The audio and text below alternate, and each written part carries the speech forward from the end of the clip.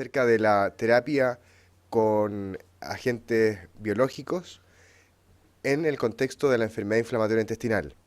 Lo hacemos desde la Sociedad Chilena de Gastroenterología para compartirlo con todos los pacientes que pueda ser de interés y agradecemos la difusión y el apoyo de la Fundación de Pacientes de Crónico-Colitis Ulcerosa de Chile.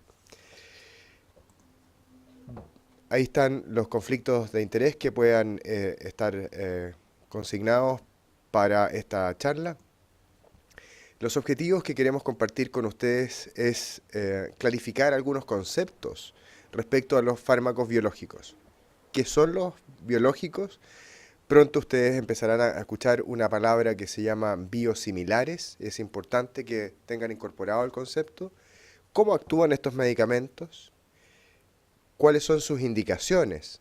¿A quiénes se debiera indicar o se podría indicar este tipo de tratamientos? ¿Cuáles son los efectos secundarios, que muchas veces son elementos de gran preocupación cuando uno va a recibir un remedio? ¿Y cuáles son algunas precauciones que uno tiene que tener antes de usar estos medicamentos y después cuando ya los está usando? Los biológicos se llaman biológicos porque, a diferencia de cualquier otro medicamento, esta no es una sustancia química, sino que es una proteína diseñada por la industria farmacéutica que son anticuerpos contra una sustancia específica. Si nosotros contraemos la gripe, con el tiempo desarrollamos anticuerpos contra el virus de la gripe. Acá, la industria farmacéutica ha desarrollado anticuerpos contra una sustancia específica que participa en el daño que ocurre en la enfermedad.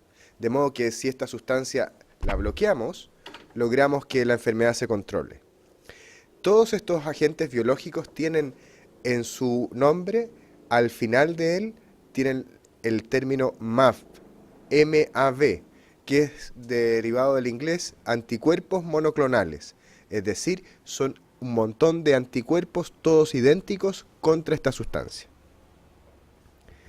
Un agente biosimilar es un agente que es una sustancia parecida, similar, de ahí la palabra, a esta terapia biológica, a este agente biológico, y no necesariamente es bioequivalente. Es decir, que haya una molécula similar no significa necesariamente que vaya a funcionar igual, de modo que es importante que si aparece un biosimilar, este haya demostrado que específicamente funciona en el contexto de la enfermedad para la cual se quiere utilizar.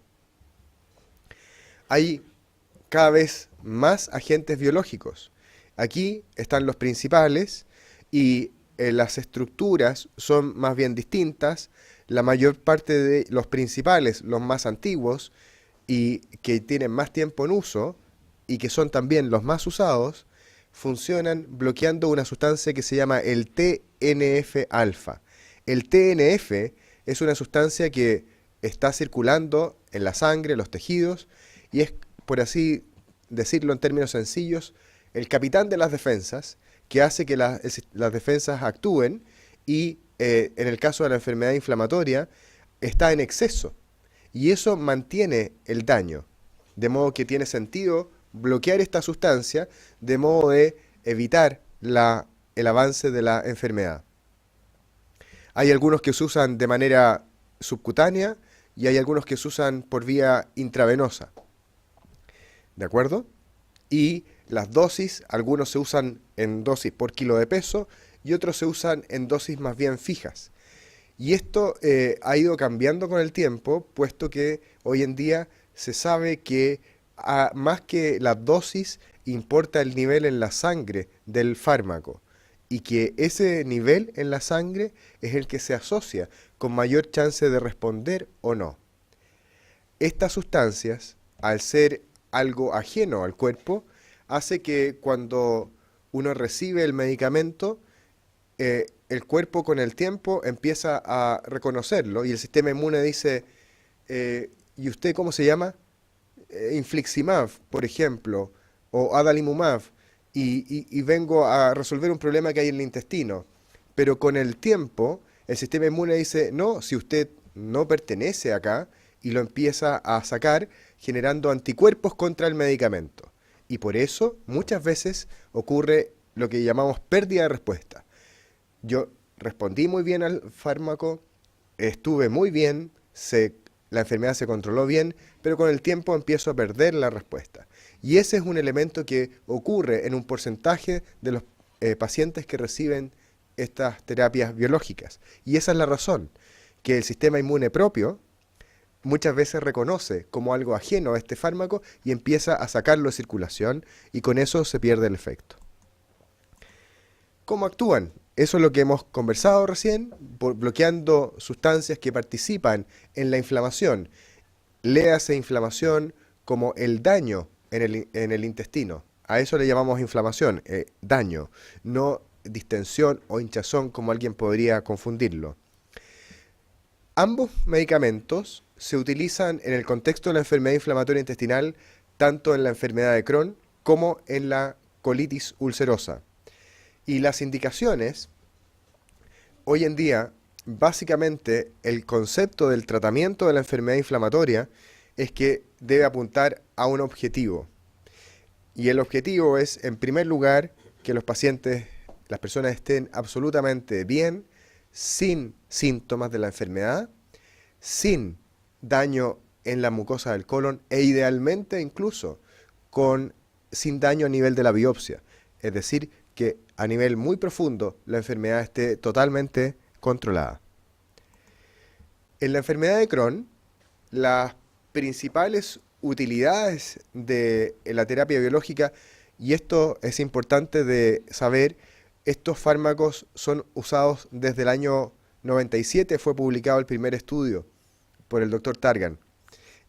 Y esto significa que hay más de 20 años de utilización de los agentes biológicos en el tratamiento de la enfermedad inflamatoria intestinal, en la enfermedad de Crohn en particular, que fue la que primero se empezó a utilizar. Y estas son las principales indicaciones que se usan o se consideran para definir que alguien pueda necesitar terapia biológica. Cuando la enfermedad de Crohn ha comenzado muy tempranamente, se sabe que el pronóstico es más malo, por lo tanto, y la enfermedad puede ser más agresiva, por lo tanto uno necesita controlar mejor y más precozmente la enfermedad. Cuando se ve afectado el intestino delgado, yeyuno, duodeno, cuando hay un compromiso anatómico extenso, es decir, está afectado el colon, el intestino delgado, el yeyuno, etc. Si el compromiso es muy extenso, necesitamos fármacos más potentes para el control de la enfermedad. Si hay compromiso del recto, que es la última parte del intestino grueso o colon, si hay una cosa que se llama enfermedad perianal, que se trata de fístulas que aparecen. Fístula es un túnel, un camino, ¿no es cierto?, entre el intestino y otro segmento. Puede ser, en el caso de la enfermedad perianal, son fístulas, son túneles entre el recto y la piel de la zona de alrededor del ano. Bueno, esa es una de las indicaciones de tratamiento, de todas maneras, con terapia biológica. Cuando hay lesiones muy severas en la colonoscopía, úlceras profundas, cuando la persona ha tenido ya una cirugía que le han resecado, le han seccionado una parte importante del intestino, cuando hay fístulas o estrechez, y cuando hay manifestaciones que se llaman extraintestinales, porque la enfermedad inflamatoria no solo afecta al intestino, sino que muchas veces, hasta en un 30%, las personas pueden tener dolores articulares, artritis, inflamación del ojo, inflamación de la piel. Entonces, si hay manifestaciones extraintestinales severas, esa puede ser una de las necesidades de tratamiento biológico. En la colitis ulcerosa, son menos probablemente los pacientes que requieren terapia biológica, pero se da en dos escenarios. Aquellos pacientes que tienen una crisis de una colitis ulcerosa grave, donde requieren ser hospitalizados, donde están en tratamiento con corticoides y las personas no están respondiendo a los corticoides intravenosos, cuando llevan 3 días de tratamiento de corticoides intravenosos y no están respondiendo, ahí la terapia biológica ha mostrado ser útil y en este escenario es donde el medicamento que se recomienda usar es el infliximab. Hay otros escenarios donde la colitis ulcerosa puede requerir de tratamiento biológico, que es aquellas personas que están en tratamiento de su enfermedad, pero están requiriendo corticoides y no han respondido a los tratamientos que se llaman inmunomoduladores convencionales, léase la azatioprina o la mercaptopurina, y en ese caso aparecen los tratamientos biológicos como una de las indicaciones. Y aquí hay varias opciones, está el infliximab, pero también está adalimumab, golimumab y recientemente un medicamento que se llama vedolizumab. El vedolizumab es un medicamento que es de acción distinta de los bloqueantes del TNF, se llaman antiintegrinas, que para ponerlo en términos sencillos es como si ustedes van por una autopista y ven un accidente, muchas veces eso genera una aglomeración de autos porque empieza a llegar la ambulancia, la policía, la grúa y los curiosos, y todo eso impide que esto funcione el tráfico normal. Las antiintegrinas, es decir, este tipo de medicamentos, son medicamentos que lo que harían es decir, sabe, siga circulando, aquí no ha pasado nada, y eso hace que el propio organismo pueda reparar y limitar de esa manera el daño que se produce en la enfermedad. Cuando tenemos que usar uno de estos tipos de medicamentos, muchas veces está la preocupación de que estos medicamentos son, por así decirlo, la última etapa en la pirámide de tratamiento. La verdad es que muchas veces los pacientes dicen, yo no quiero usar eso porque sé que después de eso ya no hay otra opción. Pero el punto está en que muchas veces el tiempo para poder usarlo es, mientras más precoz, la chance de que responda al tratamiento es mucho mejor que si lo usamos después de mucho tiempo, porque ya la enfermedad ha progresado y los mecanismos que generan el daño son distintos y por lo tanto estos medicamentos no actúan. La otra preocupación que está de parte de los pacientes es sin duda, y de parte nuestra también, los efectos secundarios. Y muchas veces las personas dicen, mire, yo he leído que tiene tales o cuales efectos secundarios, me asustan, es razonable, pero aquí la idea es que los pongamos en perspectiva. Y un último elemento que es no menor, estos fármacos son de alto costo y por lo tanto, si no cuentan con la cobertura previsional adecuada, sea seguros públicos o de la salud privada, los pacientes no pueden acceder de su propio bolsillo. Y ese es un tema extraordinariamente relevante en el uso de estos tratamientos. De modo que lo que aquí vemos es que si yo tengo una enfermedad muy leve, probablemente no estoy muy dispuesto a usar un tratamiento que pueda ser potencialmente más riesgoso o más costoso. Pero si yo tengo una enfermedad severa, lo que necesito en realidad es estar bien. Y sobre todo, que en estas enfermedades que son de curso crónico, muchas veces las personas están mal por mucho tiempo y lo que necesitan es de una vez por todas poder estar bien. Los potenciales efectos secundarios de estos fármacos que se llaman anti-TNF, que es acerca de los que vamos a profundizar en esta mañana, tienen que ver con reacción en relación a la administración del medicamento. Hay algunos que son intravenosos, como infliximab, y otros que son subcutáneos, como adalimumab. Y existe la posibilidad que uno haga una reacción alérgica a la infusión del medicamento. Eso es bastante bajo, es menos del 1%. En general, se usan estos medicamentos con una premedicación. Cuando van a la vena, se deben poner medicamentos antes para evitar este tipo de reacciones.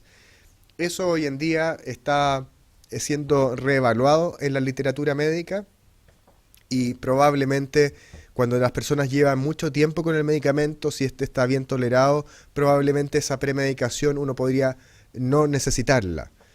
Esa premedicación habitualmente incluye paracetamol, un antialérgico y corticoides para minimizar ese riesgo de reacciones alérgicas. En el caso del subcutáneo, puede irritar la zona de la inyección y eso ocurre más o menos en un 10%, y lo que debe hacer la persona es ir cambiando el sitio de la inyección y eventualmente usar un medicamento antialérgico.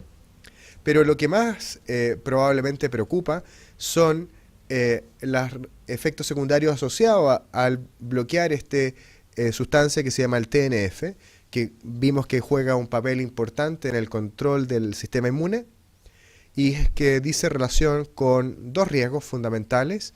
Uno son las infecciones y el otro son los tumores, que aquí aparecen dos: linfoma y melanoma. No es que esto se asocie a una sinfín de cáncer, sino que son específicamente asociados a un incremento del riesgo y lo veremos a continuación. Pero independiente de estos riesgos, y esto es importante para poner en la balanza, es que los riesgos son potenciales. Es decir, no es que yo por recibir este fármaco voy a tener esta consecuencia adversa, sino que existe una posibilidad baja, estadísticamente superior, de que yo tenga esta situación si es que tomo el medicamento comparado con aquellos que no. Y eso es lo que tenemos que poner en la balanza cuando tengamos que decidir si usamos o no el medicamento.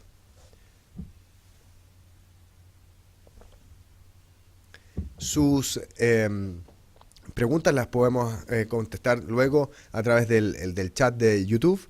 Y la tuberculosis o TBC es una de las infecciones que hay que tener en cuenta cuando uno usa los medicamentos anti-TNF. Y por lo tanto las personas tienen que ser consultadas si es que tienen historia personal de tuberculosis, si tienen algún pariente con tuberculosis. Deben hacerse una radiografía del tórax para ver que no haya signos de una tuberculosis activa o inactiva.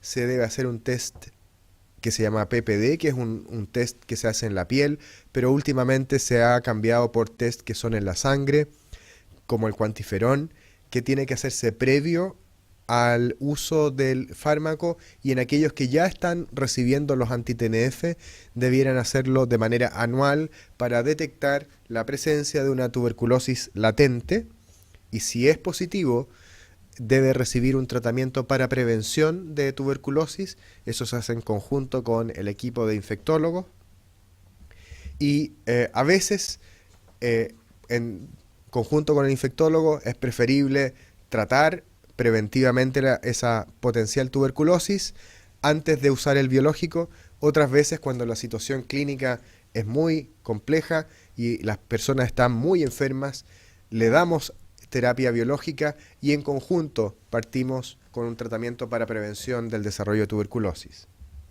Eso se ve caso a caso. En el caso de los linfomas, un linfoma es un cáncer que afecta al sistema linfático. Podemos identificar los sistemas linfáticos como las células que se llaman glóbulos blancos. El sistema linfático está compuesto por los glóbulos blancos y algunos órganos como el vaso, el hígado, los ganglios, ¿no es cierto? Y para entender bien esto es importante que visualicemos 10.000 personas que van por la calle o que están en un estadio, por ejemplo. De esas 10.000 personas, el riesgo para linfoma es aproximadamente 1 en 10.000. Cuando nosotros agregamos tratamiento con inmunomoduladores, por ejemplo, eso puede aumentar a 3, más o menos, agregar 3 por 10.000. Y si le agregamos terapia biológica, podría llegar a 5 por 10.000. Es decir, se incrementan los riesgos. Si ustedes ven, es real. El incremento es real. Sin embargo, la magnitud del problema, y sobre todo cuando son terapias anti-TNF sola, el incremento del riesgo es bastante menor. ¿En quiénes debemos considerar que no debieran recibir o no podrían recibir terapia anti-TNF? En aquellos que tienen hepatitis por virus de la hepatitis B. sobre todo si tiene una hepatitis activa, porque al recibir este medicamento el virus puede activarse de manera muy intensa.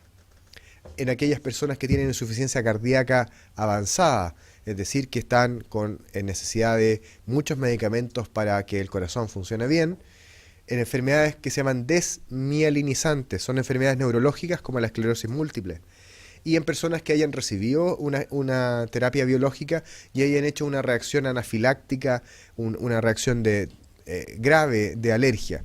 Otro tipo de reacciones alérgicas podrían de todas maneras permitir desensibilizar y poder recibir el medicamento.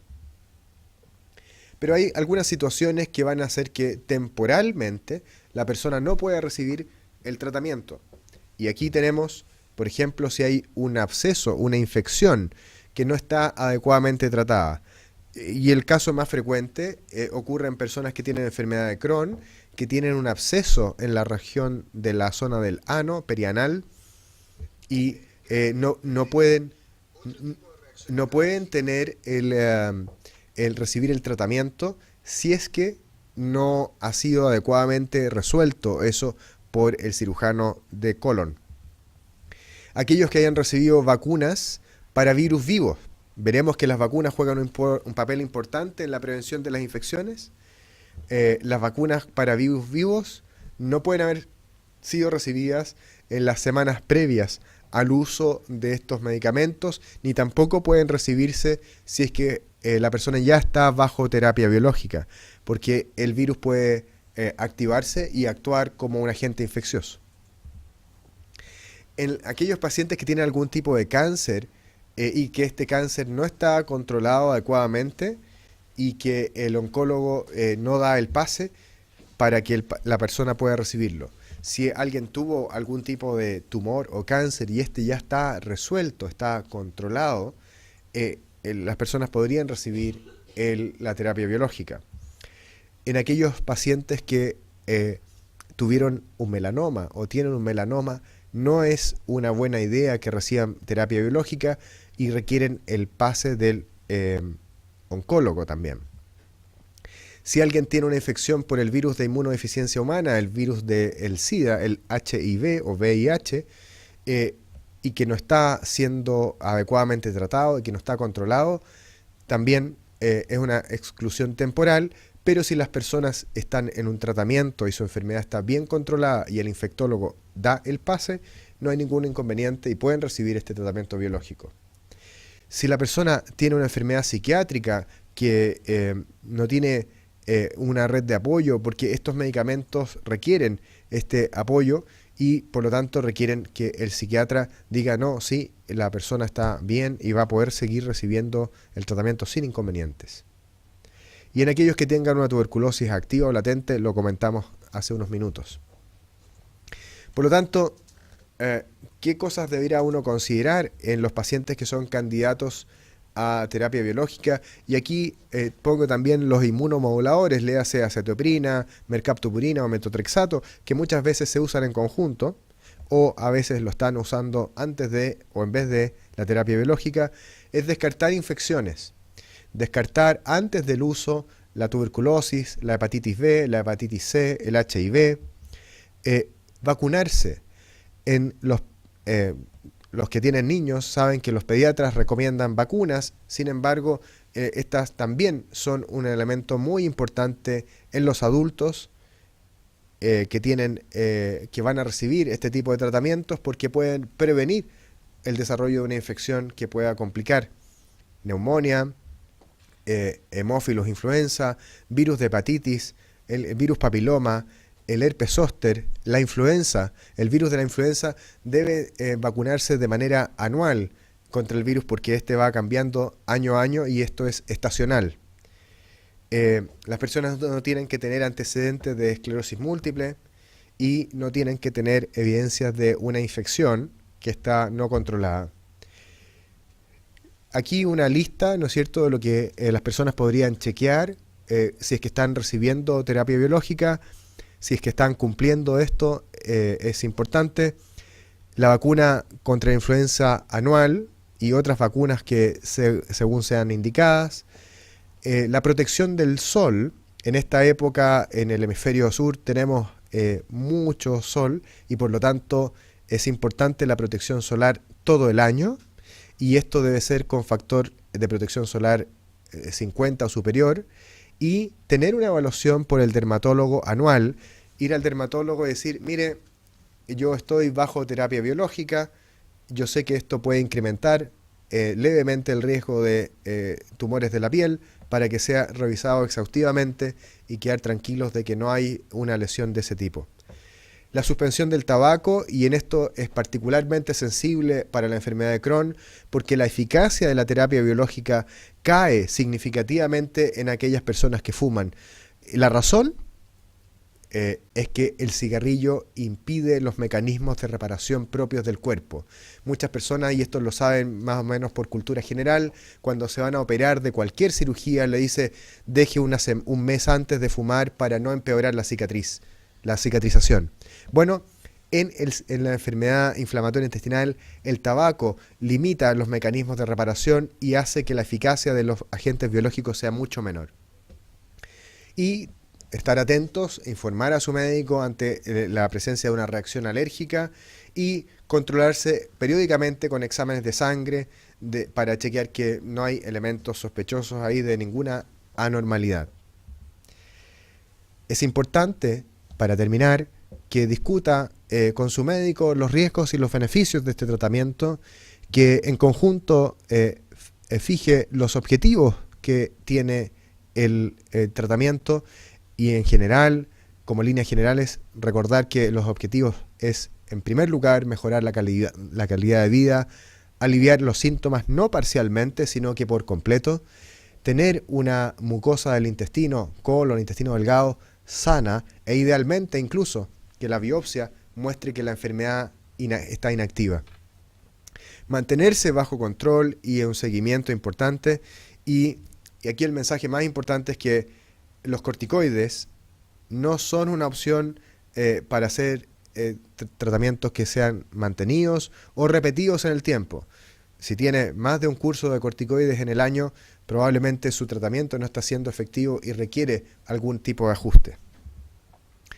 Algunas consideraciones importantes para las personas acá en Chile es que existe una ley a partir de enero de este 2017 que se llama Ley Richarte-Soto, que cubre el tratamiento biológico para dos agentes, el infliximab y el adalimumab, uno intravenoso y el otro subcutáneo, en el contexto de una enfermedad de Crohn grave que no ha respondido a los inmunomoduladores, o personas que desde el comienzo tienen fístulas perianales. En ese contexto, si usted está en esa situación, la ley Richarte-Soto cubre el tratamiento y por lo tanto debiera ser parte del estándar de cuidado para las personas que tienen esta condición. Aceptamos sus preguntas, tenemos algunos minutos para preguntas de aquellos que nos estén mirando. Están las preguntas a través del chat de YouTube y también está ahí puesto mi Twitter, donde pueden hacer sus preguntas. Muchas gracias. Tenemos preguntas. Bueno, una de las preguntas que nos llega es si estos medicamentos pueden ser usados en el embarazo. Sabemos que la enfermedad es una enfermedad que afecta a hombres y mujeres, y esta enfermedad inflamatoria intestinal con frecuencia afecta a mujeres en edad fértil, y por lo tanto el embarazo es uno de los escenarios que puede ocurrir. Debemos decir que los agentes biológicos anti-TNF, infliximab, adalimumab, certolizumab, golimumab, son clase B, es decir, la clasificación de los medicamentos incluye, aquí podemos ver que los anti-TNF son tan seguros como la mesalazina, tan seguros como el paracetamol, de modo que son fármacos que son seguros de usar en el embarazo. Y lo más importante es decir que la condición ideal para que una mujer con enfermedad de Crohn o colitis ulcerosa se pueda embarazar es que esté con su enfermedad inactiva, que esté totalmente controlada. Pero si el embarazo ocurre estando con una enfermedad activa, lo peor que puede ocurrir es que suspenda el tratamiento por el temor a los efectos secundarios sobre el embarazo. Hay un registro norteamericano que se llama Piano, que ha seguido mujeres con enfermedad inflamatoria que han recibido terapia biológica, y estos muestran ser seguros durante el embarazo, no genera malformaciones fetales, de modo que aquellas mujeres que están con terapia biológica pueden tener esa tranquilidad. Hay que tener precauciones una vez que el recién nacido y el lactante nazcan, que es que no deben recibir vacunas a virus vivos, y una de ellas es la vacuna contra la tuberculosis, que es la BCG, que reciben todos los recién nacidos. En el caso de las mujeres que tienen hijos que han recibido terapia biológica durante el embarazo, esto debe ser postergado al menos 6 meses, entre 6 y 9 meses, y eso hay que discutirlo con el infectólogo. Si tenemos alguna otra pregunta. Hay una pregunta desde la Fundación Carlos Quintana, sede Temuco, y dice: si se aplica el tratamiento biológico, ¿se puede volver a fármaco? Entiendo la pregunta. Si alguien recibió terapia biológica, después puede dejar de recibirla y volver a otro tipo de tratamiento. Sí, en general, la recomendación para poder salir de la terapia biológica, es decir, muchas veces las personas dicen: ¿por cuánto tiempo voy a estar usando este tratamiento? Yo diría que hay que poner en perspectiva lo siguiente. Cuando se indica un tratamiento biológico, lo que esperamos es que en un plazo relativamente breve, 12, 16 semanas, 4 meses, el tratamiento esté funcionando bien. Si el tratamiento en 3 meses no está funcionando bien, hay que ver si necesita ajustes de la dosis, ajustes del medicamento, descartar otras cosas, y una vez que el medicamento funciona, deberíamos en el plazo de 6 meses a un año ver que hayamos logrado efectivamente los objetivos del tratamiento, que la enfermedad esté bien controlada. Pero una vez que uno ha llegado a ese estadio de estar absolutamente bien, la pregunta es: ¿por cuánto tiempo tendré que continuar con ello? En general, se ha visto que estos medicamentos uno los puede usar por largo plazo. Hay un estudio europeo que muestra personas con enfermedad de Crohn que estaban bien controladas y que después de varios años de estar bien, suspendieron el tratamiento. Cuando las personas suspenden la terapia biológica, un porcentaje importante, su enfermedad reaparece. ¿Qué porcentaje es ese? Alrededor de, para tener concepto, alrededor de un tercio de los pacientes su enfermedad se reactiva. De los que, alrededor de 2/3, 70% o más, la enfermedad se reactiva. Hay un tercio en que la enfermedad se queda tranquila, apagada. En aquellos que se reactiva la enfermedad, uno puede volver a usar el tratamiento biológico. De modo que en general el tratamiento es de mantención de largo plazo, pero atendiendo el deseo de cada paciente, el anhelo individual de ver cuándo se puede suspender. Las condiciones para poder suspenderlo son básicamente que la enfermedad haya estado absolutamente controlada, con el colon sano, con una biopsia normal y sin reactivaciones. Ahí en ese caso uno puede suspenderlo. Es muy útil ahí medir los niveles del medicamento en la sangre, porque eso nos permite saber si estamos requiriendo el medicamento para ese control o no. Otra pregunta dice: ¿el tratamiento biológico requiere reposo inicial? La terapia biológica en general no requiere particular reposo. Muchas veces las personas, su condición de salud está tan delicada que deben estar en reposo. Y todo el reposo depende de la condición del paciente, no del medicamento en sí. Muchas veces las personas que reciben la infusión del medicamento, en este caso de infliximab, sienten que durante esa infusión se sienten como desganados, decaídos, pero es una molestia transitoria y eso puede durar algunas horas. Pero por el medicamento en sí no se requiere reposo, sino que por la condición de salud de la persona. Más o menos la misma línea, ¿se puede complementar con otro tratamiento, ya sea natural o fármaco? Aquí hay dos cosas en la misma, en la pregunta, nos preguntan si esto se puede complementar con otros tratamientos convencionales o con tratamientos más bien alternativos. Y la respuesta es sí para ambos. En el caso de las terapias biológicas, eh, sobre todo infliximab, muchas veces se ha visto que requiere ser acompañado por tratamientos como inmunomoduladores como la acetoprina, mercaptopurina o el metotrexato. Y lo que esos tratamientos buscan es evitar que el cuerpo desarrolle anticuerpos contra el medicamento y de esa manera perdamos el efecto. Muchas veces las personas pueden necesitar básicamente ese tipo de tratamientos y hay que conversarlo por cuánto tiempo, en qué circunstancias y cuáles son los riesgos y beneficios de aquello. Terapias alternativas o complementarias. La gran mayoría de las personas que tienen enfermedad inflamatoria intestinal buscan opciones alternativas o complementarias que les ayuden a estar mejor. Hay algunas cosas que muestran alguna evidencia y hay algunas otras que no tienen ninguna evidencia y la única razón por la cual se usan es porque está la cosa anecdótica de que a alguien le funcionó y lo pone en un blog, lo pone en internet, lo difunde y dice, mira, yo probé tal o cual cosa y me funcionó.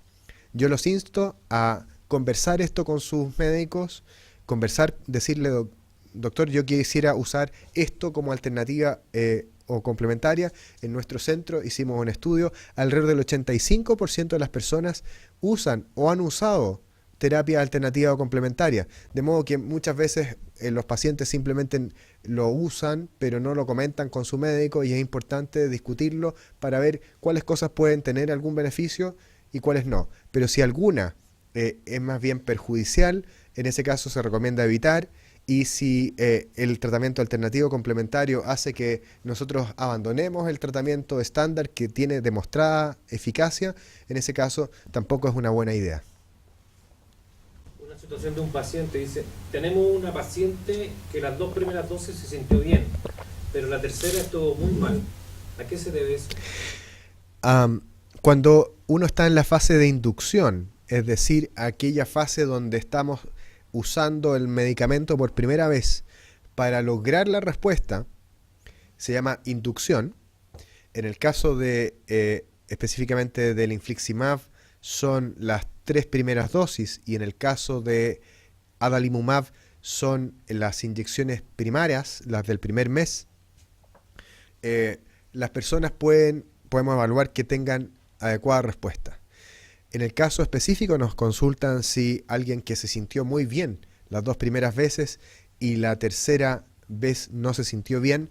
Esto podemos tratar de distinguir 2 cosas. Uno, si inicialmente tuvo una respuesta, pero esta fue tal vez parcial y eso impidió que la enfermedad se controlara bien y eso le llamamos respuesta parcial y ahí hay que ver si necesita ajustar la dosis o descartar alguna otra infección que haya aparecido o que esté desarrollando anticuerpos o que tenga desde antes anticuerpos contra el medicamento, o bien que sea un efecto secundario a la administración del medicamento y en ese caso hay que analizar caso a caso.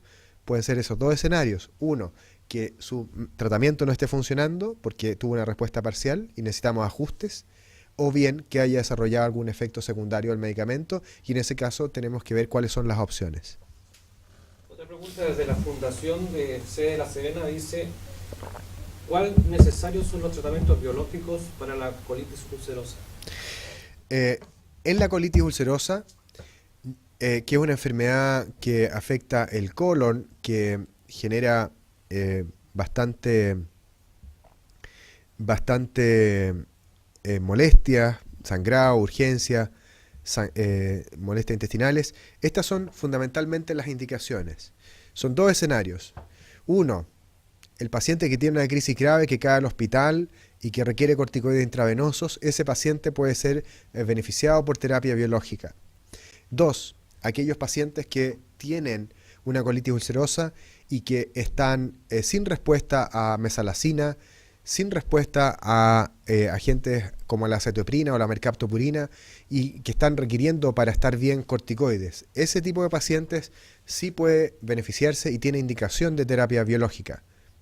Por desgracia, en Chile, la terapia biológica está cubierta solo para la enfermedad de Crohn y no para la colitis ulcerosa, de modo que ahí hay una limitante importante de acceso al tratamiento que esperamos que sea resuelta pronto. La siguiente pregunta dice, de no reaccionar al tratamiento biológico, ¿el siguiente paso es la cirugía? La cirugía es una opción, sin embargo, existen otros agentes biológicos que yo les mencioné brevemente y que son las antiintegrinas y que son estos básicamente natalizumab, vedolizumab,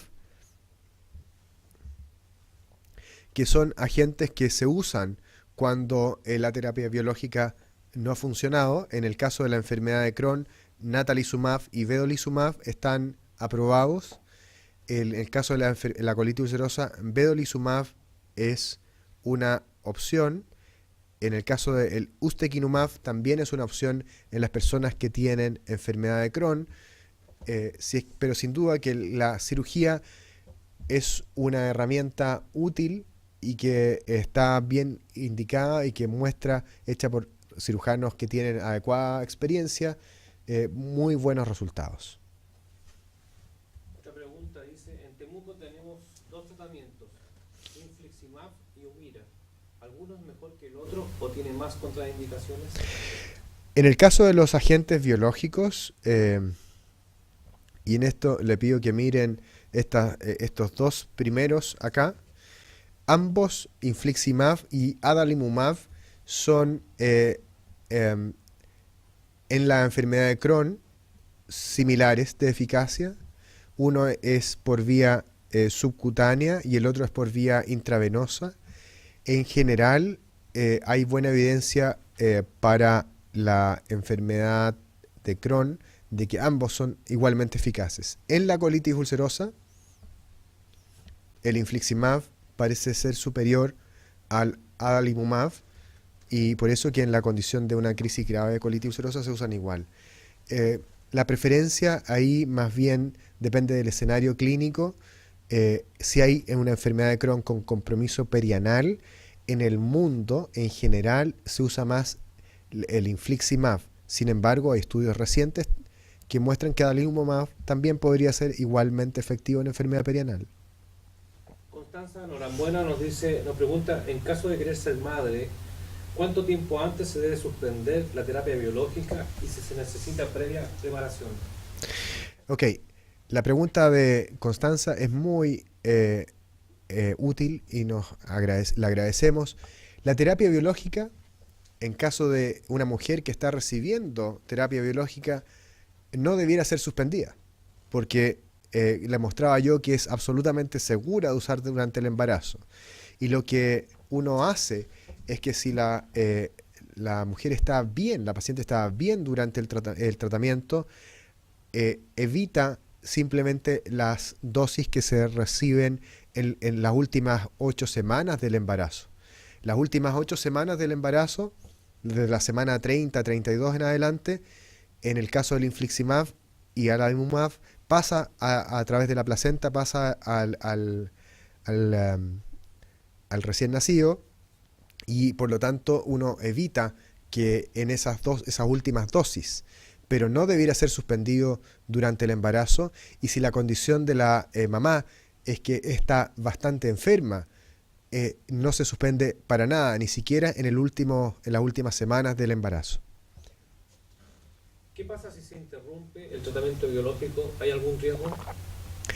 En la historia del uso de los medicamentos biológicos, en un comienzo se usaba solamente, se utilizaba las 3 primeras dosis.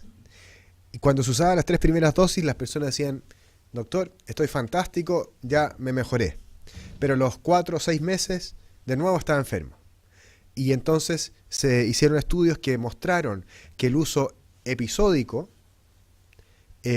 no tenía el mismo efecto que si se usaba de mantención. De ahí que lo usemos en un periodo de mantención de forma periódica. Luego hay personas que tienen, por distintas razones, suspensión del medicamento y como vacaciones del medicamento.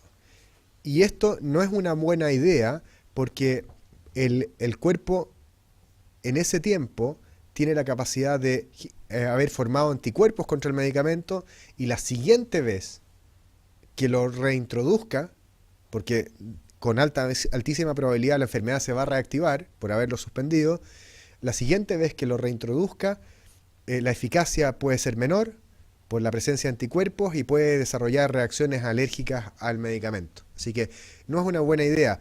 De ahí a que estos medicamentos tengan que ser administrados de manera periódica y con bastante rigurosidad en el periodo. No es que si son, por ejemplo, 8 semanas, no es que son 2 meses, son 8 semanas, porque si no empiezas a perder dosis en el tiempo.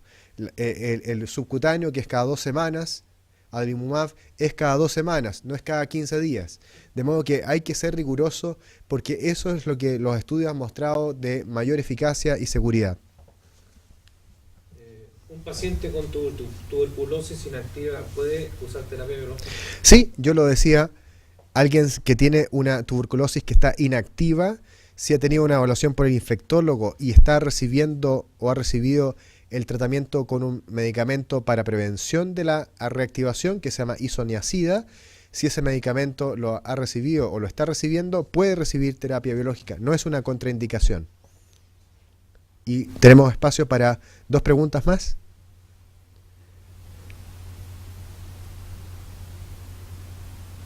Doctor, hasta el momento tenemos 105 visitas. Muy bien. Vamos bien. Bueno. Ahí están escribiendo otra pregunta. Ok, otra pregunta es respecto,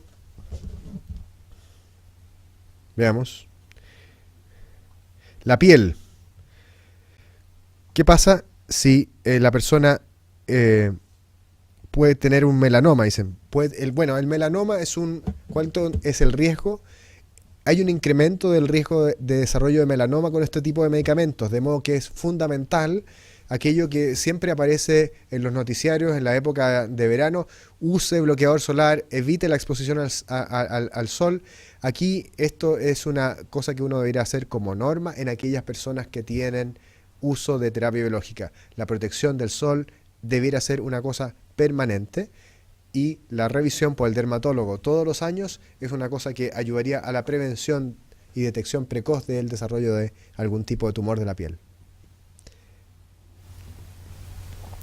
Muy bien, bueno, ha sido un gusto poder compartir con ustedes estos momentos y espero que la información que hemos compartido a través de la Sociedad Chilena de Gastroenterología para la Fundación de Pacientes les haya sido de mucha utilidad. Muchas gracias.